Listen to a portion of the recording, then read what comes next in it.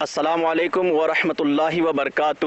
وعلیکم السلام ورحمۃ اللہ وبرکاتہ۔ میرا نام محمد سلیم اتاری ہند کے شہر بھساول سے عرض کر رہا ہوں۔ پیارے باپا جان کی بارگاہ میں عرض ہے کہ میرا تعلق لکڑی کے کاروبار سے ہے۔ ہرے جھاڑ کو کاٹنے کی اسلام میں شرعی حیثیت کیا ہے، میری رہنمائی فرمائیے، جزاک اللہ خیرہ۔ اپنا جھاڑ ہے، اپنی یا سودا کیا ہوتا ہے، یہ لوگ ٹھیکے وہ جنت وہ کیا جنگل کے کچھ اس سے خریدتے ہیں۔